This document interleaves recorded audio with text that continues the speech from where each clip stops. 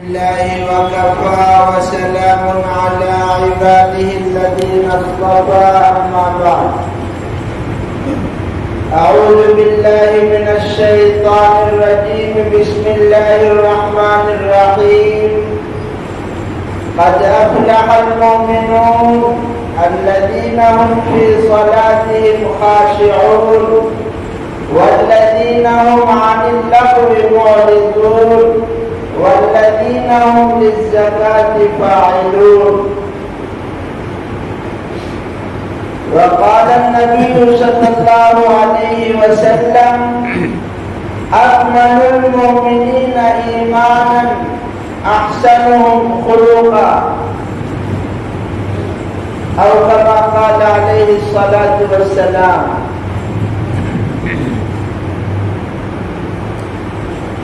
جسم فانی کو سجانے کی ضرورت کیا ہے؟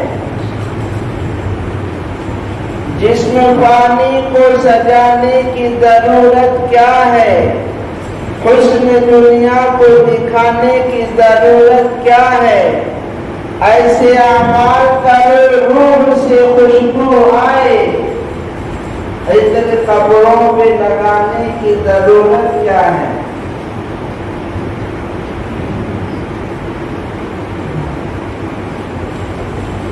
میرے محترم بزرگوں اور دوستوں،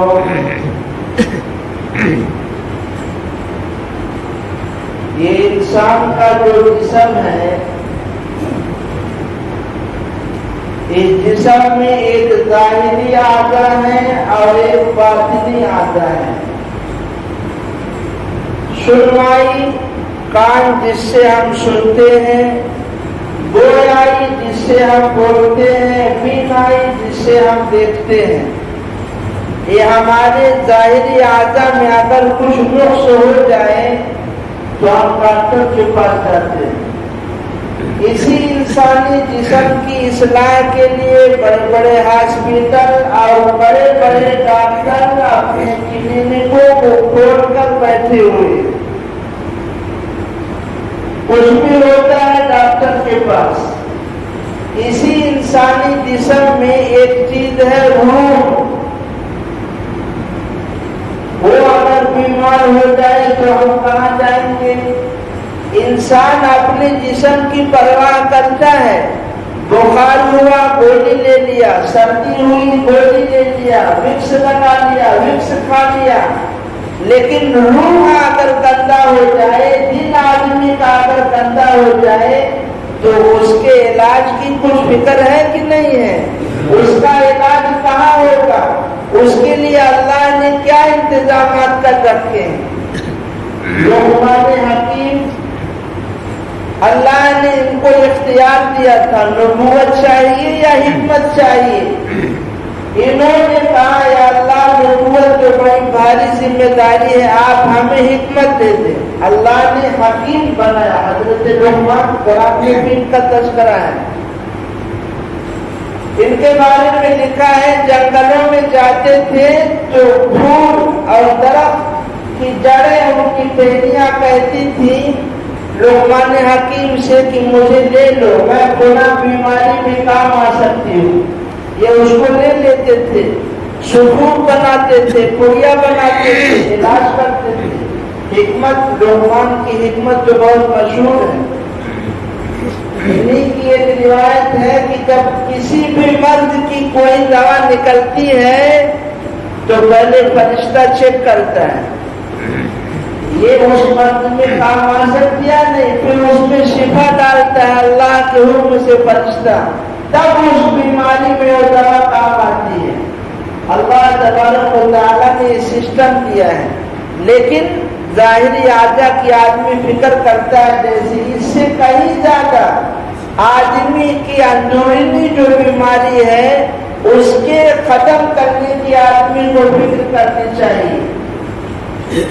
اس لیے حدیث میں جناب رسول اللہ صلی اللہ علیہ وسلم نے ارشاد فرمایا الا وان فی الجسد مضغۃ اذا صلحت صلح الجسد كله واذا فسدت فسد الجسد كله الا وهي القلب. آدمی کے جسم میں جیسے ہمارے ہاتھ ہے، آنکھ ہے، کان ہے، سر ہے، ایسے ہی دل بھی اللہ نے اندرونی بنایا ہے۔ یہ دل جب صحیح رہتا ہے، یہ دل جب یہ روح صحیح رہتی ہے تو آدمی کے دماغ میں سکون ہوتا ہے۔ آدمی کا ہاتھ، آدمی کا پیر، آدمی کی آنکھ صحیح جگہ دیکھتی ہے، صحیح جگہ پکڑتی ہے، صحیح جگہ چلتی ہے۔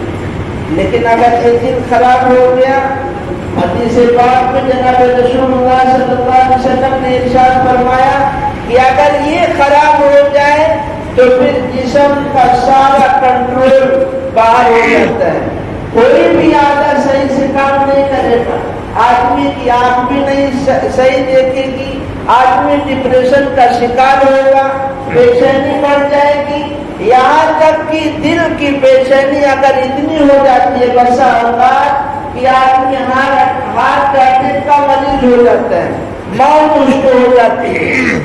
کسی کو کوئی بچ بھی جاتا ہے، لیکن دوبارہ اگر اس کا حملہ ہوا تو دنیا سے چل جاتا ہے۔ اس دل کا جو اللہ نے سسٹم بنایا ہے، اس دل میں بہت ساری گندگیاں اور برائیاں ہیں، جن میں سے ایک ہے اچھے اخلاق۔ اچھے اخلاق اگر آدمی اپنے اندر پیدا کر لے اور برے اخلاق کو اپنے سے دور کر دے، حدیث پاک میں جناب رسول اللہ صلی اللہ علیہ وسلم نے ارشاد فرمایا اکمل المؤمنین ایمانا احسنهم خلقا۔ آپ صلی اللہ علیہ وسلم، مکمل مومن، کامل مومن وہ ہے، کامل مسلمان وہ ہے جس کے اخلاق اچھے ہوں، جس کے اخلاق اچھے ہوں۔ کل قیامت کے دن جب اعمال نامے تولے جائیں گے، ہماری نماز، ہمارے روزے، ہماری زکات، ہم نماز پڑھتے ہیں، روزہ رکھتے ہیں، زکات دیتے ہیں، لیکن اس ترازو میں سب سے زیادہ وزن روایت کے اندر ہے اچھے اخلاق کا ہوگا، اچھے اخلاق کا سب سے زیادہ وزن ہوگا۔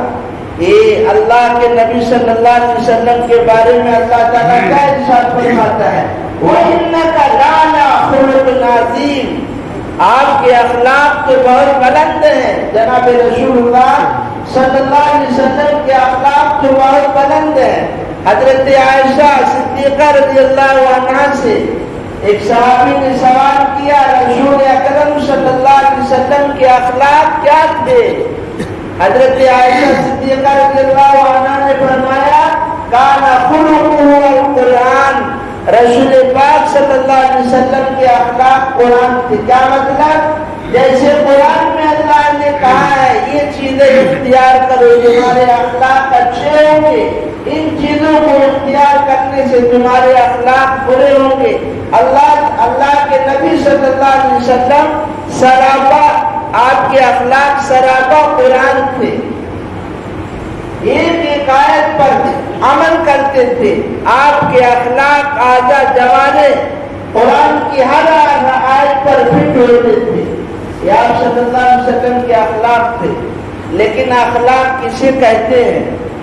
آج یہ جو ماحول میں ہے، سوسائٹی میں ہے، آدمی اچھے اخلاق کسے کہتے ہیں؟ برے اخلاق۔ ہم نے اچھے اخلاق کا مطلب سمجھ لیا، السلام علیکم، اور خیریت، ہنس دیتے ہیں تھوڑا سا، اور خیریت، کیا حال چال ہے؟ بڑھیا ہے، ارے آپ تو بہت اچھے ہیں ماشاءاللہ، آپ کی تعریفیں ہر جگہ ہوتی ہے، لیکن کم وقت کے دل میں کینہ بھرا ہوا ہے، اس کے دل میں حسد ہے، جلن ہے، منہ پہ تعریف کر رہا ہے، منہ پہ مسکرا کر مل رہا ہے، لیکن اندر کھوٹ ہے، اندر کینہ ہے۔ یہ اخلاق نہیں ہے، یہ اچھے اخلاق نہیں ہے۔ اخلاق یہ باطنی چیز ہے، جیسے ہمارا ظاہر ویسے ہمارا باطن ہونا چاہیے۔ صحابہ کرام رضی اللہ عنہم اجمعین کی اگر زندگی آپ دیکھیں گے، جیسے ان کی دوستی ظاہر تھی ایسے دشمنی بھی ظاہر تھی۔ یعنی مومن جو ہوتا ہے وہ کھل کے دوستی کرتا ہے اور کھل کے جو ہے نفرت کرتا ہے۔ یہ تو منافقوں کا کام ہے، یہ دوسرے لوگوں کا کام ہے کہ آدمی مسکرا دے، اچھے سے بات کرے، لیکن دل میں حسد جلن چھوڑ رہا ہے۔ یہی سوچ رہا موقع ملے گا اس پر حملہ کر دیں. یہ اچھے اخلاق نہیں ہے. صرف یہی آدمی اندر صحیح کرے. صحابہ کرام ایسے ہی تھے. ان کا ظاہر بھی ہے، باطن بھی ہے، ظاہر بھی ہے. اور اگر ہم ایسا کرتے ہیں جیسے ہم یہاں سمجھ رکھا آج کے دور میں، ارے فلانا بہت اچھا آدمی ہے، مسکرا کر ملتا ہے، بڑے اچھے سے ایک چائے پلا دیا تو اچھا آدمی ہو گیا، ایک پان کھلا دیا تو اچھا آدمی ہو گیا. لیکن اس کا دل کتنا گندا ہے کہ بدبو پھوٹ گئی ہے. یہ اللہ کا کرم ہے کہ ستاری کا معاملہ اللہ نے کیا ہے. ورنہ اگر اس کو اللہ ظاہر کرتے تو دنیا جو ہے بدبو سے پھیل جائے. یہ اللہ کی ستاریت کا معاملہ اللہ نے کیا ہے. تو اچھے اخلاق یہ باطنی چیز ہے. اور جب باطن صحیح ہوگا تو ہمارے ہاتھ سے، ہمارے پیر سے وہ سب ویسے ہی سسٹم، ہماری زبان سے کوئی فالتو چیز نہیں نکلے گی. وہی نکلے گا جو صداقت ہوگا، وہی نکلے گا جو حق ہوگا. اسی لیے حضرات صحابہ کرام اور آپ صلی اللہ علیہ وسلم ہر وقت، اب یہاں یہ بھی سن لیجیے کہ ہم جو بولتے ہیں علماء کرام بتاتے ہیں کہ اخلاق، اچھے اخلاق پیدا کریے. جب اچھے اخلاق پیدا ہو جائیں گے تو آدمی بیماریوں سے، برائیوں سے بچ جائے گا. یہ اچھے اخلاق کا خلاصہ 3 چیزیں آپ کو بتا رہا ہوں میں. اس کا جو نچوڑ ہے 3 چیزیں ہیں. بذل المعروف، نمبر 1 بذل المعروف، اور نمبر 2 کف الاذى، اور نمبر 3 طلاقۃ الوجہ. یہ 3 چیزیں ہیں جو اچھے اخلاق کا نچوڑ ہے. بذل المعروف، ہر کسی کے ساتھ اچھا سلوک کرنا، اب وہ چاہے پیسے سے ہو یا آدمی کے اپنے بول سے ہو، آجا و جوارے سے ہو. رسول پاک صلی اللہ علیہ وسلم تو بچوں کے ساتھ بھی اچھا سلوک کرتے تھے. ہمارا کیا حال ہے؟ ہم تو سوسائٹی میں جہاں رہتے اچھا سلوک نہیں کرتے. یہ جو میں نے حدیث پڑھی ہے کہ اکمل المؤمنین ایمانا احسنهم خلقا وخیارکم خیارکم للنساء. جناب رسول اللہ صلی اللہ علیہ وسلم نے اسی حدیث میں بھی فرمایا تم میں اچھا آدمی ہو ہے جو اپنی اہلیہ کے ساتھ، اپنے گھر والوں کے ساتھ اچھا ہو. لیکن ہمارا کیا زندگی سوسائٹی میں دیکھیں کہ 1000 ملیں گے آپ کو، ہم ان کو حاجی سمجھتے ہیں، حاجی صاحب یہ نمازی صاحب ہے، ہم کو یہ 4 پان کھلاتے ہیں، ہم ان کو اچھا سمجھتے ہیں. لیکن یہی جب گھر میں جاتے ہیں اسی عورت کو ستاتے ہیں، اسی عورت کو گالی دیتے ہیں، اپنے ماں باپ کو گالی دیتے ہیں دوست سے، اور جو سوسائٹی میں ہمارا جو رہنے کا طریقہ اس کے خلاف، یہ حالانکہ یہ تعجب پڑھتے ہیں. تو کیا یہی اچھے اخلاق ہے؟ آدمی کی اپنی زندگی میں، اسی لیے روایت کے اندر ہے کہ جناب رسول اللہ صلی اللہ علیہ وسلم کے سامنے 2 عورتوں کا تذکرہ ہوا. ایک جو نوافل پڑھتی تھی، بہت زیادہ حج اور روزہ رکھتی تھی، فرض کے ساتھ نوافل نماز. اللہ کے نبی صلی اللہ علیہ وسلم نے اس کے بارے میں فیصلہ سنایا، اچھی عورت نہیں ہے، اس کا ٹھکانہ جہنم ہے. کیوں؟ اس کی زبان کی تیز تھی، زبان کی اچھی نہیں تھی، اس کے اخلاق اچھے نہیں تھے. لیکن ایک عورت ہوگی کہ جو صرف فرض پڑھتی تھی اور واجب کی ادائیگی کرتی تھی، لیکن اس کے اخلاق اچھے تھے، زبان کی بول اس کی صحیح تھی، وہ اچھی عورت تھی. آپ نے اس کے بارے میں یہ اچھی عورت ہے. تو ایسا ہوتا ہے، زبانی سے تو ساری ہماری برائیاں ہوتی ہیں، زبانی سے ہم سب کچھ کرتے ہیں. اسی لیے حضرت حسن بصری رحمۃ اللہ علیہ کی ایک شخص جو ہے تکلیف دیتا تھا زبان کے ذریعے سے، تو جب بھی وہ تکلیف دیتا تھا تو آپ اس کو جو ہدیہ بھیجتے تھے. ابھی آپ جب ان کے پاس خبر آتی تھی کہ فلاں شخص آپ کی غیبت کر رہا ہے، آپ کو برا بھلا کہہ رہا ہے، حضرت حسن بصری محدث فقیہ اللہ کے ولی گزرے ہیں، تو یہ اس کو ہدیہ بھیجتے تھے، تحفے تحائف دیتے تھے. جب جب وہ برائی کرتا تھا تب تب ہی اس کو تحفہ اور ہدیہ بھیجتے تھے. جب اس نے غیبت کرنا اور زبانی تکلیف دینا اس نے بند کر دیا تو حضرت حسن بصری نے بھی توبہ دینا بند کر دیا. تو پوچھنے والے نے پوچھا حضرت جب تک وہ برا بھلا کہتا تھا آپ ہدیہ بھیجتے تھے اور جب اس نے برا بھلا کہنا چھوڑ دیا تو آپ نے ہدیہ بھی بند کر دیا. تو حضرت حسن بصری رحمۃ اللہ علیہ کہنے لگے کہ بات یہ ہے کہ جب وہ برائی کرتا تھا تو اپنی نیکیاں مجھے دیتا تھا تو اس کے شکرانے میں میں تحفہ بیچتا تھا. تو اب وہ میری برائی کر نہیں رہا ہے تو اس کی نیکیاں میرے پاس آ نہیں رہی ہے تو تحفہ کہاں سے بھیجوں گا؟ کوئی بدلے پڑا. اس لیے ایک جو کہتے ہیں نہیں ایک کہ باہر دیش میں کچھ لوگوں نے کاروبار کیا کیکڑے کا. کیکڑا جانتے ہیں؟ اس کیکڑے کا کاروبار کیا ودیشی لوگوں نے. تو ہر ملک پارٹنرشپ جسے کہتے ہیں. تو اس میں کئی لوگوں نے دنیا کے مختلف ملکوں سے کیکڑے منگائے. کیکڑا جبکہ ہمارے یہاں جائز نہیں ہے کیکڑا کھانا، یہ میں وہ سنا رہا ہوں. تو کیکڑا جب منگائے تو ہر ملک سے جب کیکڑا آیا تو پیٹ بھر کر کے آیا. لیکن انڈیا سے جو کیکڑا گیا تھا وہ ڈبے میں گیا تھا اور اس کا ڈھکن بھی کھلا تھا. تو ودیشی جو پارٹنرشپ کا کاروبار کر رہے تھے جب دیکھے کہ انڈیا سے کیکڑا آیا ہے اس پہ ڈھکن بھی نہیں ہے تو سوچنے لگے. تو ہندوستان میں انہوں نے خط لکھا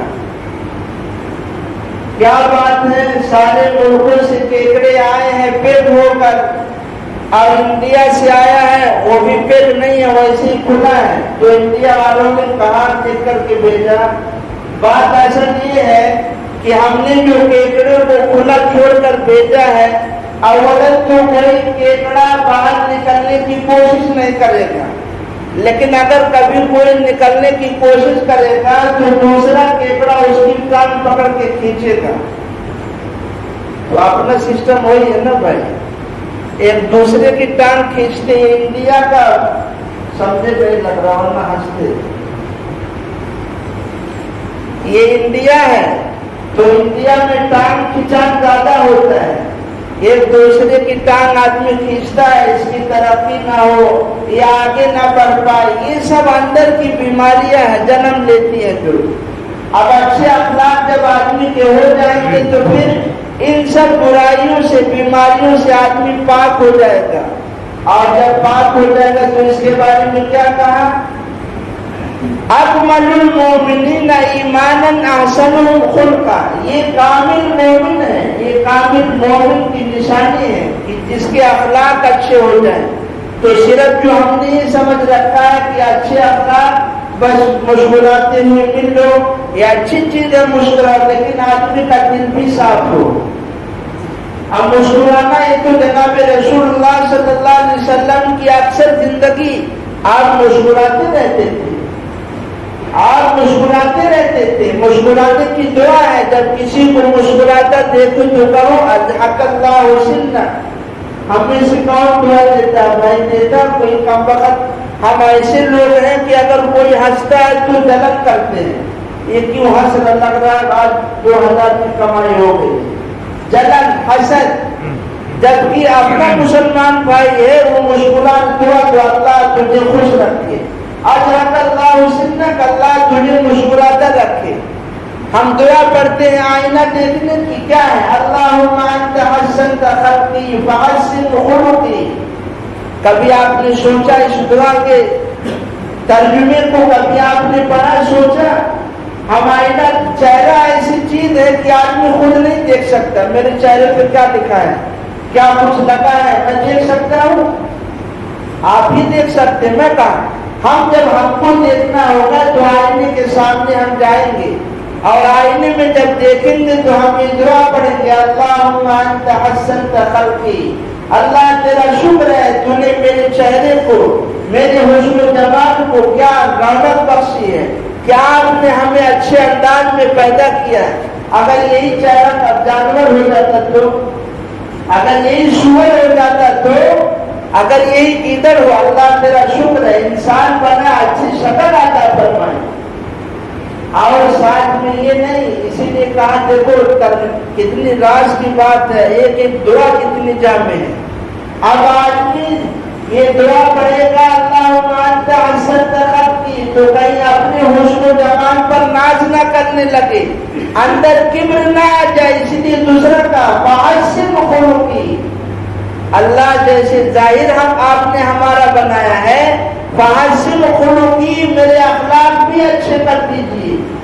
باطنی جو ہماری بیماریاں اس کو کتنی جامع دعا پڑھتا ہے، کس کو یاد ہے آئینہ دیکھنے کی دعا؟ کس کو یاد ہے کہ کسی کو ہنستا ہوا دیکھے تو دعا دے؟ یہ ہم کہاں بولتے ہیں؟ حسد، جلن ہے اور کینہ، کپٹ، بغض، ہر جھانک کے دیکھو، مجھ کو کیا پتا، سوسائٹی میں دیکھو نا، بظاہر آدمی جو ہے بول لیتا ہے، زبان سے مل لیتا ہے، لیکن واقعی میں دل گندا ہے، دل کے اندر بدبو پھوٹ رہی ہے، چاہے ہم ہو یا آپ ہو۔ اس کی وجہ ہے کہ ہم نے اس کو دور کرنے کی کوشش نہیں کی۔ اگر ہم اس کو دور کرنے کی کوشش کرتے تو ہمارے اخلاق اچھے ہوتے۔ جناب رسول اللہ صلی اللہ علیہ وسلم تو غیر مسلموں کے ساتھ آپ اچھا سلوک کرتے تھے، ان کو معاف کر دیا کرتے تھے غیر مسلموں کے ساتھ، جبکہ ہم کو بھی حکم ہے غیر مسلموں کے ساتھ بھی اچھا سلوک کریں اور مسلمانوں کے بھی ساتھ اچھا سلوک کریں۔ کف الاذى، بذل المعروف، طلاقۃ الوجه، یہ تینوں چیزیں ہیں۔ قرآن پاک میں اللہ تعالیٰ نے ارشاد فرمایا وَلَا تُسَعِّرْ خَدَّكَ لِلنَّاسِ، کسی سے جب ملو منہ پھلا کر، منہ چڑھا کر کے مت ملو، اچھے سے مسکراتے ہوئے ملو، لیکن تمہارا دل بھی صاف ہو۔ کہتے ہیں مقابلہ ہوا رومی اور چینیوں کا، کون زیادہ نقش و نگاری کرتا ہے؟ تو رومیوں نے، چینیوں نے، دونوں نے مل کر اپنی اپنی کرتب دکھائے نقاشی کے، نقش و نگار کے۔ چینیوں نے، علامہ رومی رحمۃ اللہ علیہ نے ایک آیت لکھی ہے، چینیوں نے اپنی ایک دیوار پر، اچھا بادشاہ جو اس وقت تھا اس نے بیچ میں ایک دیوار حائل کر دی اور کہہ دیا رومی لوگ اپنی فنکاری کا، نقاشی کا ادھر تجربہ کریں اور چینی لوگ ادھر۔ تو چینیوں نے دیوار پر اچھے اچھے قسم کے پھول، بیٹے سب بنائے، اور ادھر رومیوں نے دیوار بنایا، اس کو پلستر کیا، لیکن اس کو اتنا سیکل کیا اور اتنا اس کو چمکا دیا کہ آدمی بالکل وہ شیشے کی طرح ہو گیا۔ آج بھی ایسے پتھر ہیں۔ اب جب بادشاہ کو خبر دی گئی کہ رومیوں نے بھی اپنی نقاشی کا، فنکاری کا بھرپور مظاہرہ کیا ہے اور چینیوں نے بھی، تو جب بادشاہ آیا تو اس نے بیچ کی دیوار کو جب ہٹایا تو چینیوں نے جو دیوار پر نقاشی کی تھی، اپنی فنکاری کا مظاہرہ کیا تھا، ان کے تمام پھولوں کا، بیل بوٹوں کا نقش جو ہے رومیوں کے دیوار پر پڑ رہا تھا۔ بادشاہ نے فیصلہ کر دیا، حالانکہ یہ کچھ کیے نہیں تھے، صرف اس کو چمکایا تھا۔ بادشاہ نے فیصلہ کر دیا کہ رومی ایک نمبر پہ ہے، رومی، انہوں نے اتنا اس کو گھسا ہے، چمکا۔ یہ دل بھی ایسے ہی ہے، اس کو جب جو ہے ہم چمکائیں گے اور اس کو رگڑیں گے، گھسائی کریں گے، جب اس کے خواہشات پر ہم نہیں چلیں گے تو اس نفس میں قوت آ جائے گی اور وہ چمک آ جائے گی کہ جیسی کعبۃ اللہ پہ اللہ کی تجلیات اترتی ہے، ایسے ہی مومن کا دل بھی اللہ کی تجلی بن جائے گا۔ یہ بیماریاں سب ختم کرنی پڑیں گی، ہمارے ظاہر بھی صحیح ہو، ہمارے باطن بھی صحیح ہو۔ ہم بے شک ظاہری طور پر مسکرائیں لیکن دل میں گھمنڈ نہ ہو۔ ہم دولت مند ہیں تو یہ نہ سوچے یہ ٹھیلا والا بھی کیا ہے۔ بے شک اسلام میں عزت نفس ہے، عزت نفس، اپنی عزت کی حفاظت کی خاطر اگر آدمی کی جان چلی جائے، شریعت کہتی وہ شہید ہے۔ غصہ بھی ہے شریعت میں، لیکن ایک حد ہے ہر چیز کی. عزت کی بھی ایک حد ہے، غصے کی بھی ایک حد ہے. عزت بھی آدمی اپنی اتنی نہ کرے کہ ایک ٹھیلے والے کو بالکل ذلیل سمجھے کہ میں مالدار ہوں، ٹھیلے والے کیا اوقات ہے. نہیں، یہی حضرت عمر فاروق رضی اللہ عنہ ہے جن کی اتنی دور تک سلطنت پھیلی ہوئی ہے، جس پر آج 25 ممالک قائم ہیں. 25 ممالک. یہی حضرت عمر رضی اللہ عنہ خطبہ دے رہے ہیں، اور خطبہ دیتے وقت آپ نے کچھ سوالات کیے. چیک کرنا چاہا پبلک کو. اس میں سے ایک دیہاتی کھڑا ہوا اور کہنے لگا عمر اگر تو ٹیڑھا چلے گا تو پھر سمجھ لینا یہ میری تلوار تیرا فیصلہ کرے گی. اور کون ہے عمر؟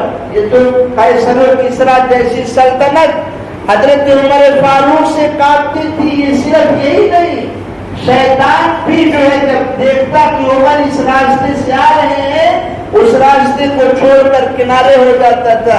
آج عمر کے سامنے ایک ادنا دیہاتی کہہ رہا ہے کہ عمر اگر تو ٹیڑھے چلے گا تو سمجھ لینا میری تلوار تیرا فیصلہ کرے گی. بجائے اس کے بھڑکنے کی عمر رضی اللہ عنہ نے کہا اللہ تیرا شکر ہے کہ اس مجمع میں ایسے لوگ ہیں جو حق پر چلنا پسند کرتے ہیں اور حق کے خلاف برداشت نہیں کریں گے. کہ آج اتنی بڑی حکمراں کے سامنے ایک ادنا آدمی کہہ رہا ہے. ابھی مجھ کو کوئی برا بھلا کہہ دے گا میں غصہ ہو جاؤں گا. ہماری اصلاح نہیں ہوئی ہے، لیکن آدمی کا جب اندر بن جاتا ہے تو غصہ نہیں ہوتا. غصے کی بھی ایک حد ہے. آدمی یہی صحابہ کرام ہے، جنگ کے میدان میں شیر بھی ان کے سامنے پھیل ہو جاتا تھا، لیکن یہی اچھے اخلاق جب آتے ہیں تو بالکل نرم. یہ کیا چیز ہے؟ کیا ہم سمجھتے ہیں صرف نماز پڑھ لیے، روزہ رکھ لیے، تسبیح بھاگ لیے ہو گیا، ہم تہجد پڑھ لیے ہو گیا، اسی سے صرف ہمارا ہو جائے گا اچھے اخلاق؟ اس کے لیے بزرگوں کی صحبت ہے، علماء ربانیین، فقہائے مجتہدین، شہداء اور اولیاء کی سیرت کو پڑھنے سے، ان کی خدمت میں جانے سے یہ سب گندگیاں دور ہوگی. تو ہم تو آج کل ہم میں سے ہر کوئی سمجھتا ہے میں بہت بزرگ آدمی ہوں، ہے کہ نہیں؟ ہر کوئی سمجھتا ہے. یہ تکبر ہے. ہم تسبیح پڑھتے ہیں، ہم امام ہیں، ہم مفتی ہیں، واقعی میں ہم مفتی ہیں، لیکن ہم یہاں کوئی عالم بیٹھا ہو اگر میں اس کو کہوں کہ یہ عالم ہے، ان سے بڑا میرا درجہ مفتی ہے، تو یہ سمجھ لو تکبر ہے. جس اللہ نے ان کو علم دیا ہے مجھ کو بھی علم دیا ہے، تو جو اللہ دینے پہ قادر ہے وہ چھیننے پہ بھی قادر ہے. اس لیے کیوں ہم شیخی بگاڑے، کیوں ہم غرور کریں، جبکہ اللہ تبارک و تعالیٰ حدیث قدسی میں فرماتے ہیں الکبریاء ردائی، تکبر بڑائی یہ اللہ کی چادر ہے. فمن نازعنی فیہ قذفتہ فی النار. تکبر تمہارے، تم کیا تکبر کر رہے ہو فالتو میں؟ سوچو ایک ناپاک منی کے قطرے سے پیدا ہوئی مٹی زمین پہ چل رہے ہو، آدمی سوچے تو صحیح یہ بڑائی اللہ کی چادر ہے بھائی، یہ اللہ کی شان کے لائق ہے. جو زمین و آسمان کا مالک ہے، جو رزاق ہے، جس کی ہر ذرے ذرے پر حکمرانی اور سلطنت، وہ ہے رب بڑائی کا حقدار. ہم کیا ہے کہ اپنی شیخی بنا لیں. یہ سب صحیح ہوگا جب ہم محنت کریں گے.